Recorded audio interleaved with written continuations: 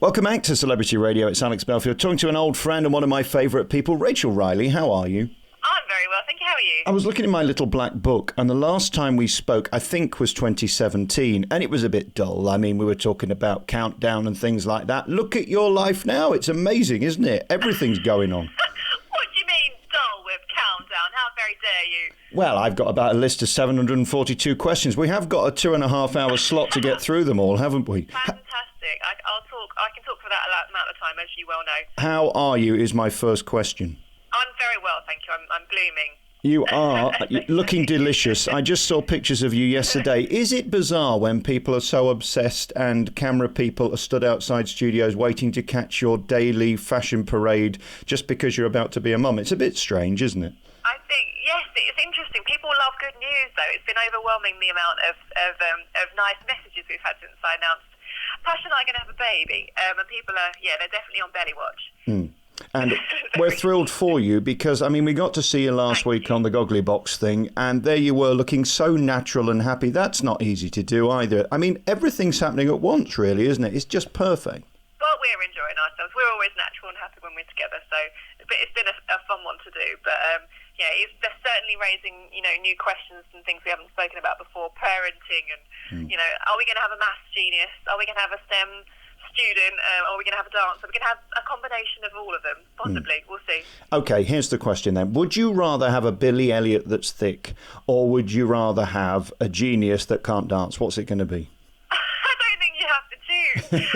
I think you can encourage the kids in all directions. I mean, there's a fantastic woman called MARRIES that I follow on Instagram, and she's a PhD student at Oxford University, studying theoretical particle physics, and she's a world-class ballet dancer.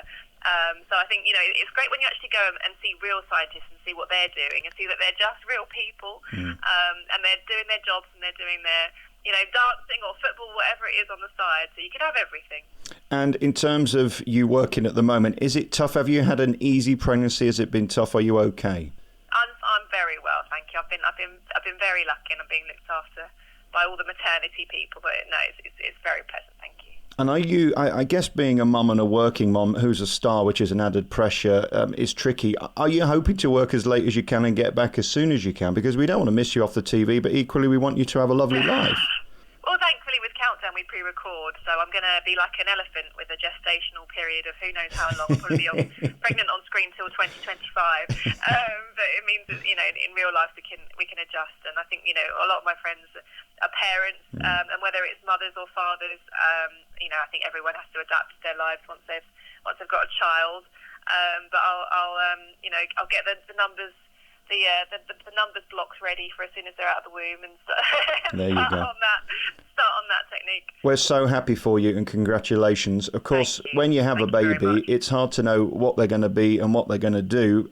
Shell's Bright Ideas Challenge is an interesting thing. They've done a survey that 76% of UK parents would like their children to choose a career in STEM, and I've got to say, I'm so out of it. I'd never even heard of STEM, let alone this challenge. Just tell us a little bit about it. So STEM just stands for Science, Technology, Engineering and Maths. And this Bright Ideas Challenge is a competition for 11 to 14-year-olds where Shell have asked them to imagine what the world's going to look like in 2050.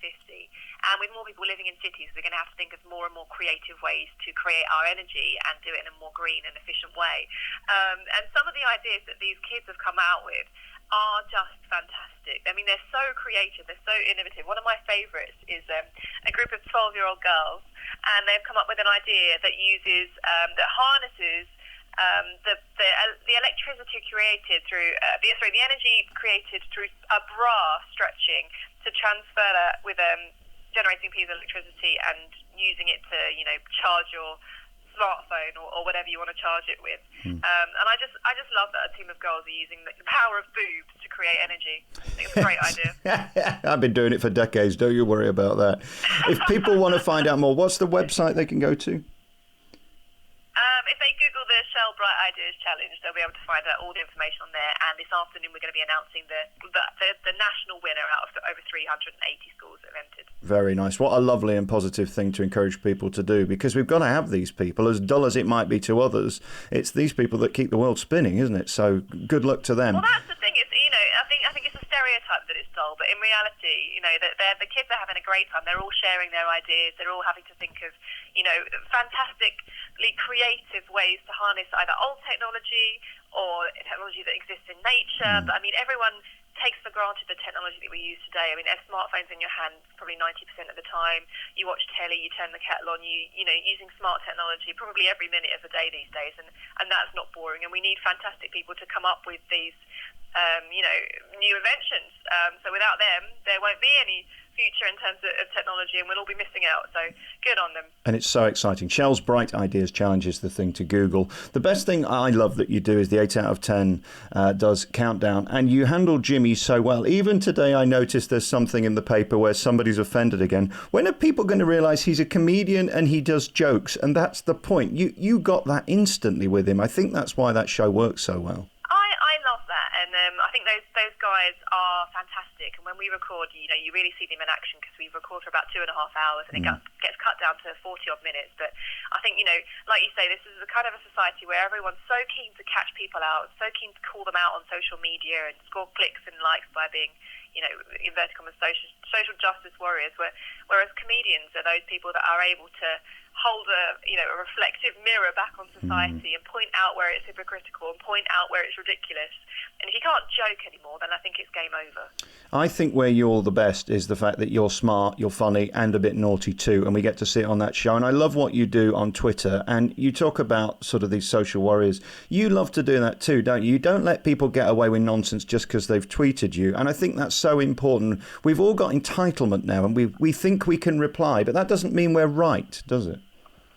Yeah, the problem with social media is that it gives, two tweets equal status, whereas one person could be an absolute troll and nothing to do with anything, have a really nasty agenda, and they get an equal say, which I don't think is right. And I think we need moderate voices calling it out and standing up for what they believe in, which for me is liberal values. Yeah, I keep doing that because you're so good at it. How's Pasha doing, by the way? You must be very excited not only to be living with Rachel Riley, but also about to be a father. It's a good time for him too.